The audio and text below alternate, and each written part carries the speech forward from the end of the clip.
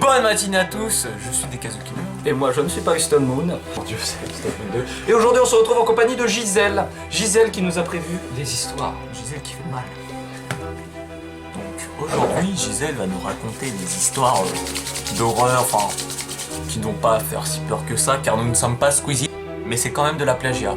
C'est quand même de la plagiat sur un livre qui a été tiré des histoires les plus gore, les plus horrifiques. La petite les petits animaux, je les veux. Cette histoire s'intitule La station-service. C'était une nuit sombre et brumeuse. Denise avait la difficulté à rester éveillée et la route était trempée.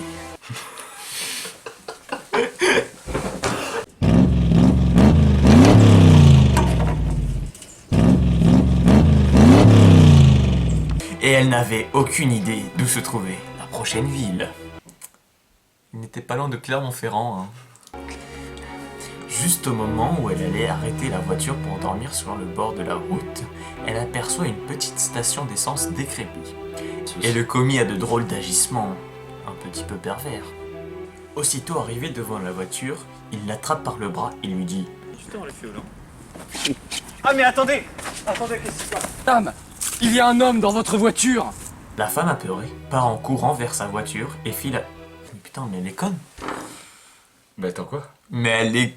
Pardon? Oh dis donc, vous avez des cadavres dans votre voiture. Il y a un psychopathe dans votre voiture.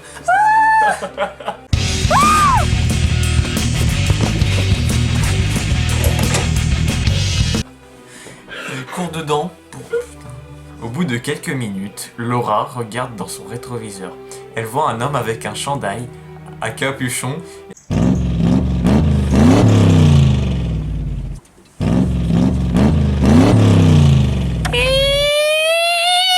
Il décapite la pauvre femme avec ça. C'est ultra hardcore. Le cadavre de Laura est retrouvé quelques jours plus tard.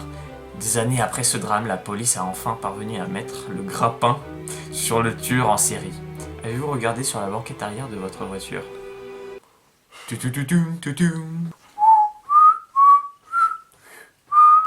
Je ne comprends pas comment cet homme a survécu sachant qu'il l'a décapité pendant qu'il roulait, hein. Lumos! La chose du miroir. Je rentrais du travail. Il était 22h30. Il me restait encore beaucoup à faire. Soudain, les lumières de la pièce se mirent. Ça grésillait. Ah. Minuit. Toutes les lumières s'éteignirent en même temps. En même temps, j'ai dit. Je relevai la tête de mes papiers et attendis quelques secondes que la lumière revienne. Rien. Sûrement une coupure d'électricité. Mais tout à coup, j'entendis des pas précipités retentir sur le carrelage. Ils venaient de la porte de la cave. La chose approchait. Soudain, les bruits s'arrêtèrent, en supposant que la chose était partie.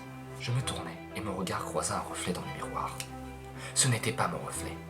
Une ombre distincte, avec des yeux rouges luisants me fixait. Je n'hallucinais pas. Cette chose venue d'outre-tombe. Les yeux n'étaient plus dans le miroir. Je me retournai. Il était là. Madame. Laisse-le. Madame, il y a un homme dans votre voiture.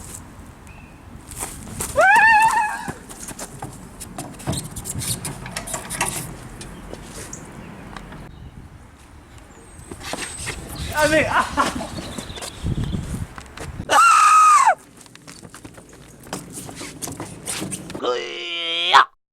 non.